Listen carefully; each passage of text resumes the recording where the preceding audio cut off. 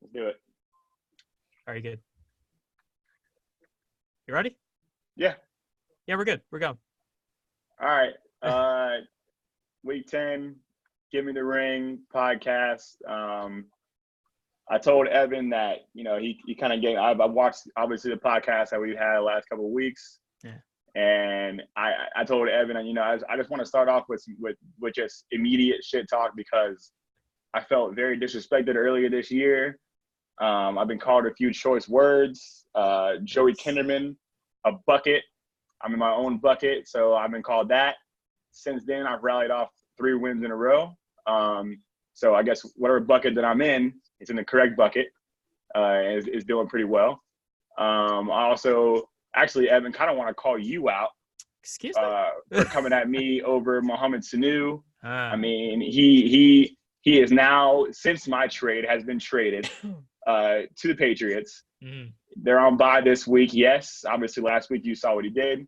10 catches, 81 yards, touchdown, 24 points. I expect similar results coming out of the bye as well from him. Yeah, no, I do. I do have to take an L there. I'll admit that. Yeah. I just want to make sure, Yeah, his usage on the Falcons. You have to give me some credit though. His usage on the Falcons was awful. Yes. Yeah. But his Patriots usage is good. It's reasonable. Right. Yeah, for sure. And obviously, I got lucky with the trade. Obviously, he wouldn't be anywhere near as valuable as he is now if he wouldn't have gotten traded. So I get that part as well. But who's to say that I didn't foresee him getting traded from the Falcons? No one. So I mean, it's just it is what it is, man. When the first podcast came out, I was struggling, and here we are, 4-5. Probably gonna go down this week to. Oh, Marvel, we can get into that in the segment. But I just want to make sure that I called out those 2 things specifically.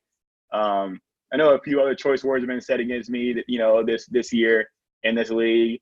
And, we'll see how this plays out. But I think right now it's going to get really interesting down the stretch. That's all. I'm good to go. Let's get started. That's what we're here for. We're here for a fun time down the stretch at the very least. Mm-hmm. All right, we don't want anyone to clinch anything yet. We still want straight up competition. No doubt. Right. So, excuse me. So we look at your team here from a season-long perspective. We have your quarterback as Dak Prescott. Obviously, your running back situation is a little wonky just this week because there's a ton of bye weeks. Right. But I presumably your guys going down the stretch are guys like Leonard Fournette, Kalen Ballage, Phillip Lindsay, guys like that. Right. Yep. So let's just talk about the quarterback first. Yeah. Dak Prescott down the line here. I have no complaints personally for the rest of the year, although there has been a lot of inconsistent production. Agree. It does take a while for him in a game to get his stuff together. Now, if we look at, we could look at his matchup this week in a little bit, but I don't know. How do you feel about Dak Prescott going on for the rest of the season? You have confidence in him? Or is there a little? Yeah, it's between, obviously barring injury, between him and Stafford is going to be. It's kind of that's who I'm riding with for the rest of the year. Stafford's been playing really well. I think coming down the stretch, I feel like he has a couple tough games coming up that I saw. I think he's got the Bears this week, which I know, which is why I'm not gonna go ahead and play him this week. I mean, he could still have a good week against them. They've been exposed by guys like Teddy Bridgewater recently. So I mean, who else went off against them recently? I don't think Wentz did too well last week, but I know that Bridgewater did well against them a few weeks ago. But I think they'll get it together, start running the ball a little bit, and he'll have a down week this week. So I'm going Dak over him this week. Yeah, that's the smart move. Right.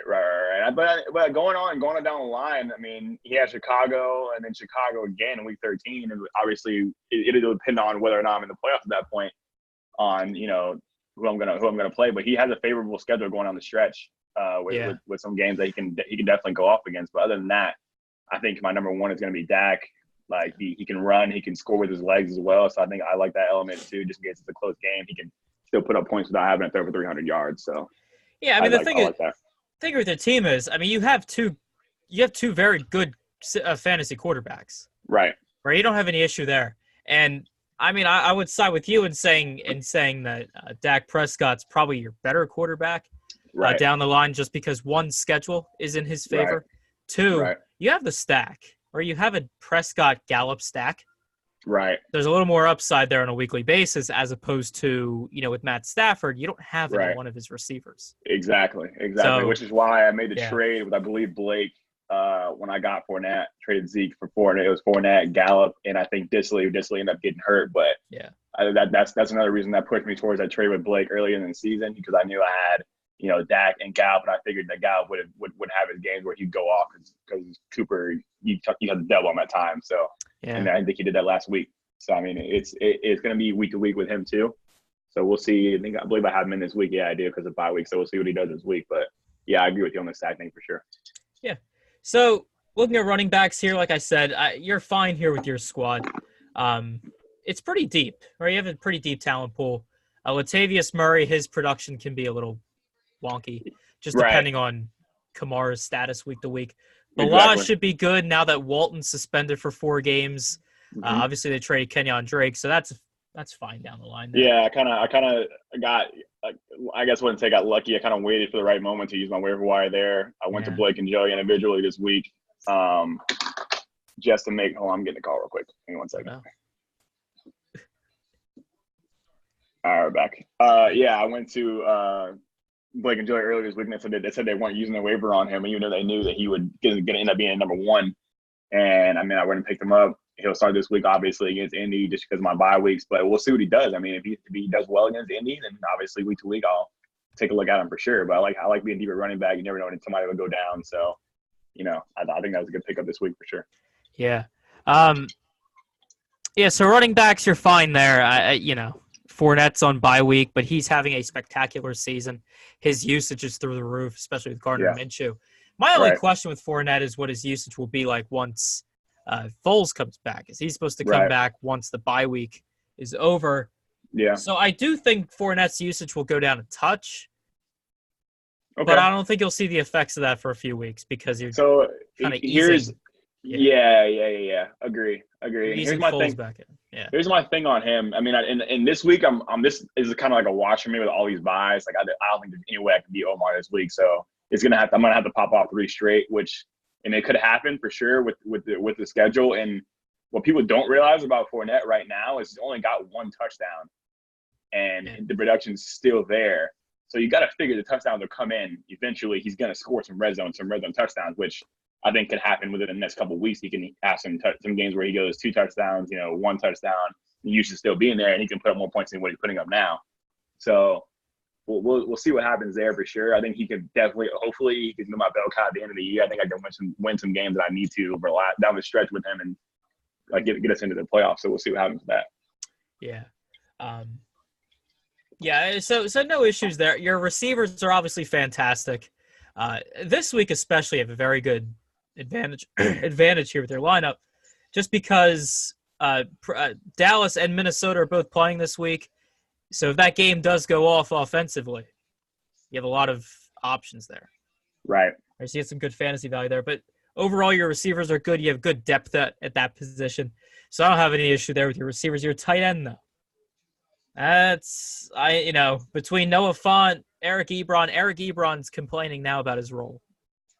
God, here we go. So I did not know that, so I didn't take a look at that. It was in the practice report today. It was kind of really, yeah, but he's complaining about his role in the team. So who knows what's going to happen there? Okay. But he really has not been used that much this season, right? Mainly because we don't have our yearly tradition of Jack Doyle going down, and then Eric Ebron having his 3 touchdown game. Right. While Doyle's hurt. So we haven't had that yet. Right. That's so unfortunately, Eric Ebron's fantasy value has been pretty terrible so far. And that play for me has been obviously once Disley got hurt, it's been a toss up for me since the trade with Blake. I think he got hurt the week after. And I saw him trending up. I figured that he was going to be, at least a good option for Russell Wilson as tight end. Russell always likes his tight ends. I mean, he still throws to him now, I'm pretty sure, even with Disley out. So that was a huge loss for me for sure. I think I could easily be, if 500 right now, if Disley stays healthy, I think I can win a game, maybe even 2 with him in there with what he was doing. So that hurt a lot for sure. But yeah, other than that, I know Noah Fant kind of went off last week. he's still up and down. He hasn't been great. He's on bye now. Yeah. They got the new quarterback in. We'll see what Ebron does this week, and then we'll just go week to week from there in that position. So The thing with Fan is that because with the Emmanuel Sanders trade, he has become the number 2 option in Denver. I mean, it's Cortland Sutton, and there's he has a huge gap in terms of targets. Right. But Noah Fant is still number 2 there. So you still have to give him some credit for that, right? Yeah, and for sure. I think he'll have a ton of fantasy value. Yeah, going on down the line. It's just going to take a bit for that production, I think, to kind of catch up. Yeah, for sure. No, right, I agree with that. Yeah. So I mean, overall, looking at your lineup, you do have a decent fighting chance, I would say. Yeah, I mean, we'll see. Someone's gonna really. I think the X factor this week for me is gonna be how many touches Latavius Murray gets. When they come back off their bye, and if let's say they're like, all right, he played so well the last couple of weeks, we're kind of let's work Kamara back in. We still got to give Latavius 15 touches, and let's say he gets a red zone touchdown. I think if that happens, I think I'll have a chance. And I could sneak one in there on my bye week, and then I'll be set up really nicely to get into the playoffs if that happens. So, I mean, that's we'll see what happens. But we'll see. It could be interesting going down the stretch here. Yeah, the only move I would suggest making, if anything, I would get rid of Frank Gore and try and get something else there. The Bills are greatly moving toward Devin Singletary. Absolutely. The rookie.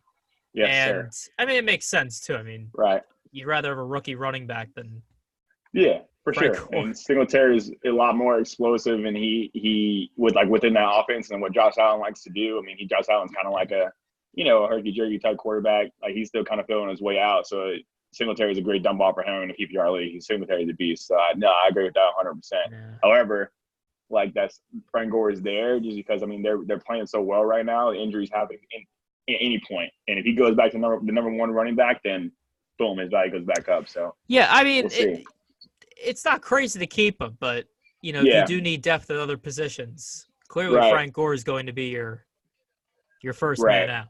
Yeah, for sure. And I think that could, like you said, I think that can happen this week with the pickup of Ballage. We'll see how that goes, because now I have more depth at running back, and I can afford to lose one and then still have a starter in there. So yeah, you're right. I could see if I can get some on the waiver wire for him, or I think trade him up this week. So it'd have to be tomorrow, if anything. So maybe we'll try to do that, but we'll see what happens. All right. So let's kind of dive into your matchup for this week. You're going up against DMV Black Ravens. Yeah, fuck Omar. Yeah. And if ESPN has anything to say about it, oh goodness.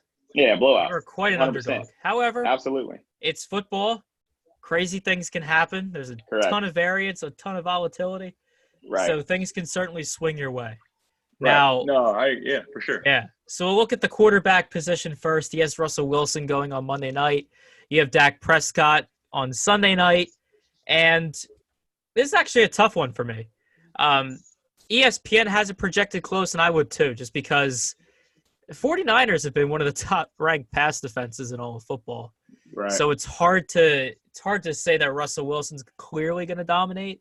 And that's because of their rush. Yeah. It's because of their rush. They get to the quarterback so quickly. I mean, you can't really do a whole lot. But that also scares me with him though, because he's so elusive that he can get around those type of things and end up making plays on them like Kyler Murray did last week. He kind of torched them a little bit. He has the same kind of skill set as Russ does, and Russ is just 2 times better than him right now. So I could see that being a little bit of an issue, but we'll see what happens there.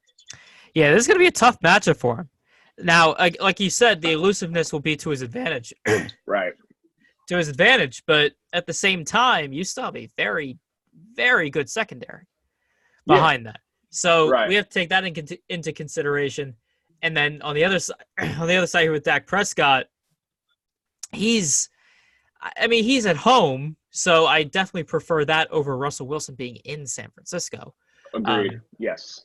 And at the same time, Dak Prescott does have a slightly easier matchup.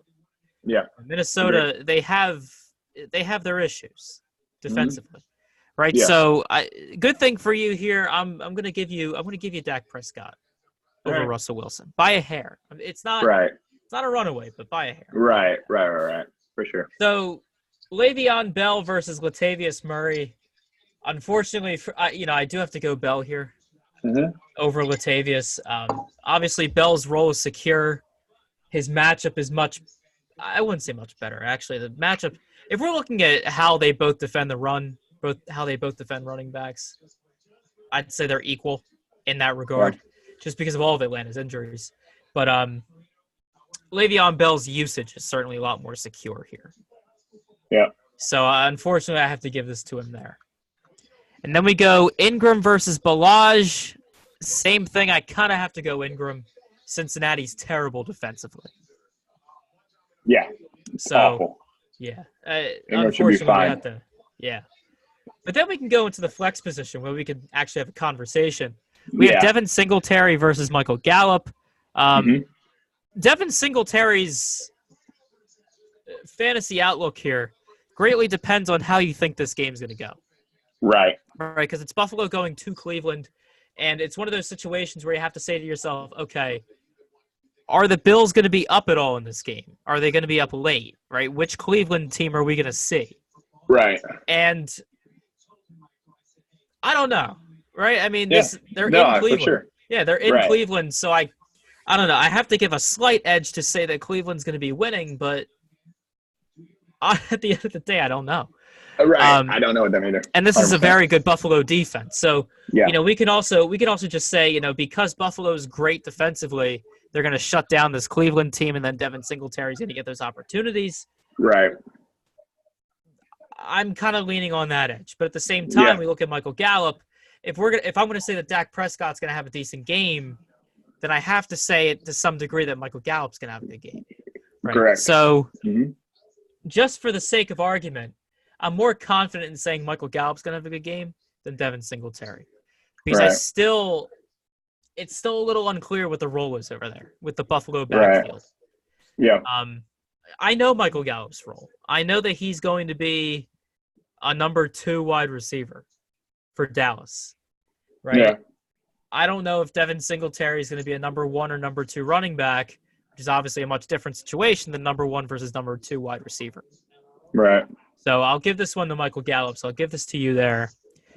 Julio Jones versus Tyreek Hill. This is a very tight one as well. Because all New Orleans has to do with Julio is stick Eli Apple on him. Like, this is, I don't know. How do you, I just want to hear your thoughts on this one. My thoughts on this one. I feel like I'm just, when the trend for New Orleans, when they play number 1 receivers, they don't let them get off on New Orleans. Like, you're not going to, they'll stop him. Now, if whoever has, in my opinion, what's the second receiver for the Falcons' name? Calvin Ridley. Whoever has Ridley, I think he's going to go off this week, but I don't think it will be Julio. They're not going to let Julio beat them, at all. They're at New Orleans. Julio, I believe, will get shut down this week. So I'm going to, in my opinion, Reek against Tennessee should go off. We saw Jameis torch Tennessee's defense 2 weeks ago with Chris Godwin and Mike Evans. And Tyreek Hill is twice as fast as both of those guys. Yeah. I could definitely see him, catching 1 or 2 deep bombs against them. One for touchdown and then the other for yards. But I don't think Tennessee's going to be able to shut down Tyreek Hill at all. But Julio against New Orleans, from what I've seen and with New Orleans, they shut down Chark on me once. Before then, I think they had another number 1 receiver who they shut down as well that I was looking at. But they've locked up on number 1 guys, and they're one of those kind of Patriot-like teams where you're not going to let your number 1 guy get off on it. You're going to beat us, you got to beat us over number 2. So we'll see what happens there. Julio's Julio, though. He's still an animal, so you could throw one up to him in the end zone. He could, it doesn't really matter. But yeah, I have to give this to Tyreek Hill though, because Patrick Mahomes is probable. He's practiced 2 days in a row. Saw that. I saw some footage of him stretching. So no way he sits out this week. He's a warrior. He'll be in this week. He'll play this week if he's healthy enough and the doctors clear him. There's no way he's gonna sit. So he's good there. I'm giving this to Tyreek. Right. Yeah, for sure. Right. No doubt. So then we'll look at Tyler Lockett v. Stephon Diggs. It's the same issue with Lockett that we have with Russell Wilson. We don't know particularly what's going to happen there. The matchup isn't ideal. Whereas with Stephon Diggs, it all just depends how Kirk Cousins decides to feel that day. Right. Which is a very unfortunate way to look at things, but like that's just the case. Correct. Now, I mean, I'm kind of hoping Thielen's out again. Yeah. Which makes Diggs number one, and then we'll go from there. But sometimes again with number one guys, they get shut down because they're the only one out there, and then other than that, that's it. So, I mean, it's kind of glass half full with Diggs being number one. There's a lot of attention on him with that. So, I mean, that kind of hurts. I think it kind of hurts me, to be honest with you. So I think it's the same thing with Lockett as well. With him being number one in Seattle and him torching everyone as well. I don't think that the Niners are going to let him get off like that, but we'll see. Sometimes guys are just great. You can't stop them regardless. So, we'll go from there. But yeah, I think it's a good matchup. I'll let you call this one. I like Lockett just because. Yeah, unfortunately. Unfortunately, I have to say Lockett there. Minnesota could go to Dallas and get shut out. And I could see something like that happening. So I mean, we'll see what happens there. But I like Lockett as well for sure. Yeah, unfortunately, I have to say that. And then I definitely have to say Mark Andrews over Ingram or Ebron, not Ingram for sure. Yeah, take that all day long. Yeah.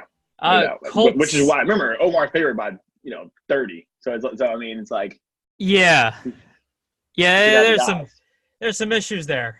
No doubt.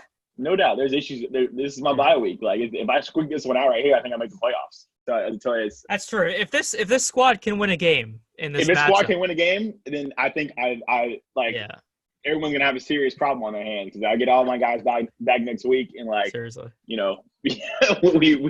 might be in there. I'm just starting 1-5. Yeah, win a championship at that point. Defense. I don't know if we want to break down defense. I mean, Colts over Miami. Yeah. Got to give it to the Colts, man. If I were you, I'd switch out defense. I mean, especially if you're keeping Diggs in there. I don't want you to have Cowboys defense and yeah. I hear you on that. I'm not a big fan in those kind of omens. I think Diggs can have a good day against the Cowboys, and the Cowboys can still have a good day against Minnesota. Yes. And I think I like the Cowboys back at home. I'm right now I'm playing my best guys. I'm not gonna. Yeah, it's possible. It's I'm not gonna. Yeah. To me, and this is very nitpicky, but to me, it's either you should really just pick one of Cowboys defense or Brett Maher, just because how the correlations work. It's very difficult for. I'm just saying, I'm not. That I hear you on. Yeah. That I could take a look at. For me, it just seems very difficult for Prescott, Gallup, and Maher. Yeah, all to have good right games. Now I'm all in on the Cowboys right now. Yeah. Someone's got to not have a good game there. You know what I mean? It's just. Yeah. No, I agree. There's too many mouths to feed, fantasy-wise. I agree. So I would definitely pick. I would get another kicker in there or another defense. Okay. Whatever your I'll take a look at it. Yeah. If I see something that I like, I'll take a look at it for sure. Yeah. But again, I just want to make sure you have the highest fantasy ceiling possible. Right. No, for sure. I hear you. Right now I'm kind of shooting myself in the foot, but again, I like playing the best thing that I have. Yeah. And I get that. And I go from there. But no, I hear you on that. I agree with that. Mm-hmm. For sure. So if it comes down to it, if it comes down to a close game and I lose because of that, I'll be fucking pissed. So yeah, you're right. I'll take a look at it. Yeah. No doubt. All right, man, Wes. Any last words? Any final closing words for the show? All I want is to let everybody know, in the BallzDeep Fantasy League, that I am not a joke at this shit. I came my first year, made the playoffs. I was scared, the same way Cotton was his first year, and now he fell back to the pack. Everybody has their good years except for JT, who never makes the playoffs. So nobody's worried about him. This happens to him every year. He has 2 ties this year. What kind of shit is that? He donates. That's all he is. That's all he'll ever be. Just talk about your other leagues in the group chat, and that's it. You're not doing shit ever. So other than that, with that being said, we'll see what happens this week. Good luck, Omar. Omar's won 2 championships, and he's the worst person to lose to, or even play against, or even had to be good. But it is what it is, man. We'll see. And then good luck to everybody. Jim T, keep that integrity up. Jamie T. We know who you are, man. You're done, bro. Like it's over. It's over for Jamie T. Like he had a good run early. He was super hype, and now he's been quiet and turning into Psycho T. So we'll keep monitoring him for his mental health. Other than that, everybody else, good luck this week. And if anybody has any trades they want to send me tomorrow and try to get pushed through quickly, let me know. I'll be on the block. All right, man. Good show. All right, man. All right. Take care. Be easy.